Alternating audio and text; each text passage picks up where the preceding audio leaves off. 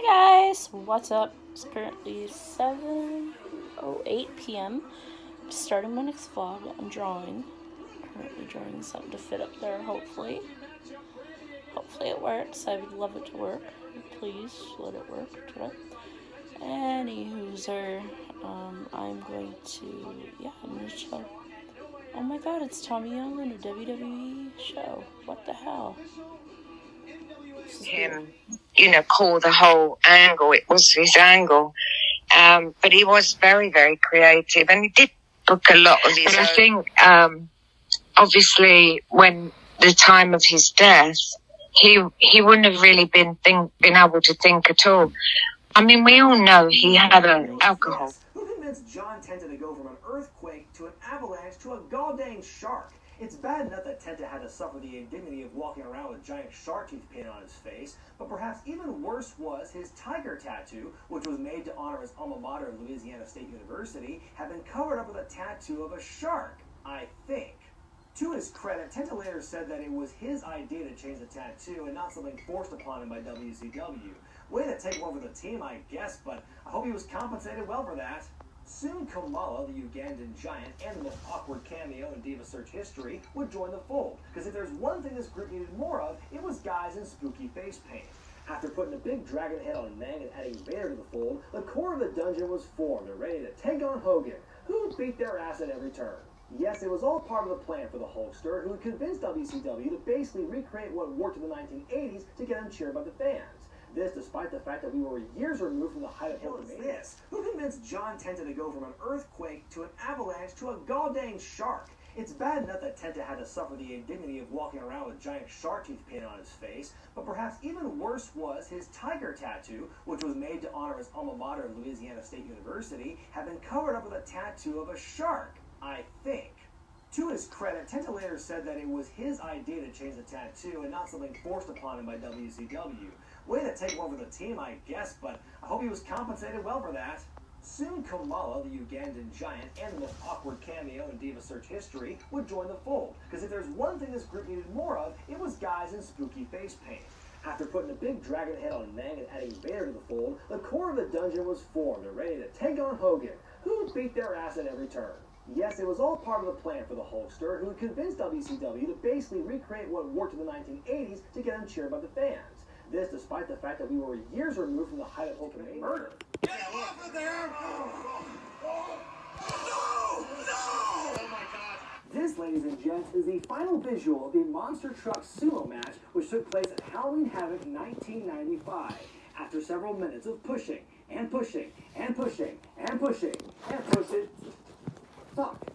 Anyway, after Darth Hogan won this incredibly stupid match, he went and pushed the giant off the roof of Cobo Hall, presumably to his death, until the big nasty bastard showed up moments later for their title match, showing absolutely no damage with no explanation for how he survived the fall. The WCW title match ended with a whole lot of bullshit, as Jimmy Hart went rogue and attacked the referee, then his man Hogan. Lex Luger got involved as well, and the two of them revealed they had joined the Dungeon of Doom. Then, the Yeti. It was time to see everyone's favorite misclassified monster, the Yeti, who was really more of a mummy. Debuting the previous week by bursting out of a penis-shaped block of ice in the final seconds of the Go-Home Nitro, he showed up here once again, so he and Giant could dry hump the hell out of the Hulkster. The following night on Nitro, Jimmy Hart revealed that the Giant had become the new champion, thanks to a stipulation that he had kept a secret from Hogan that allowed the title to change hands on disqualification, which he himself initiated. Holy shit, did we just see a reverse Dusty finish? The title was held up due to the resoundingly bullshit way that the Giant had won it, leading to a 60-man battle royal in World War III to determine the new champ. Randy Savage would win that match, busted arm and all. Take that, Meltzer! While that was going on, the Dungeon would slough off some of their original members and gain some new ones. In particular, Hugh Morris, the Barbarian, the One-Man Gang, and Loch Ness, better known to UK wrestling fans as Giant Haystacks. It appeared that Nessie and Hogan were on a collision course, but an official match never happened, as Haystacks had to leave the company soon after debuting to address his cancer diagnosis, but not before putting the Giant over in a very bad match at Uncensored 1996. Uncensored 96, why does that show sound so familiar to me? By this point, the Dungeon of Doom was beginning to fall apart at the seams. The Zodiac, once a cornerstone of the group, revealed Jim Ross and Jerry Lawler on commentary. If you watch this show on the network, be ready for a lot of very forced, ham-fisted English slang that Jerry Lawler will be dropping in every match. And all it does is just confuse Jim Ross. And the fans here, they are absolutely loopy. They're loopy. He may be, well, he looks a little creamed if you ask me. Creamed? Yeah. What does that mean? Well, he's cream cracker. I mean, look at our trainer's hair. He's going a bit barrel. Now let him tell it. Insurrection continues the rich tradition of pay-per-views that take place in the UK that are essentially glorified house shows. All the matches and all the setups for these matches are things you see on television, so from a storyline perspective, they do make sense and they do play along with the storylines. However, nothing you see in this show has any bearing on what happens in the Raws and SmackDowns after this. You know, it's essentially these matches don't ever happen in terms of canon. Because this is a UK crowd, there are some chants throughout the night that you don't often hear in American ends in a disqualification. So kind of disappointing end to the match proper after everything we saw leading up to that point. Eddie chases the referee around and back into the ring. He eats a kick by RVD. RVD hits his frog splash after changing direction in midair, and the segment ends with the fans happy despite no title change.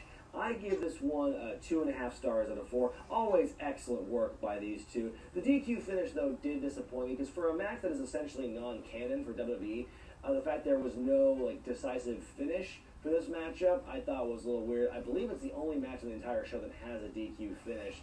So the fact that this is the one that has it, I think is a little weird. Backstage, Terry interviews Molly Holly and Jazz, and the two heels are just disgusted by what they see in the new Divas video. It is smut. It is trash, according to Molly Holly. And Terry gives them what for by showing them her boobs.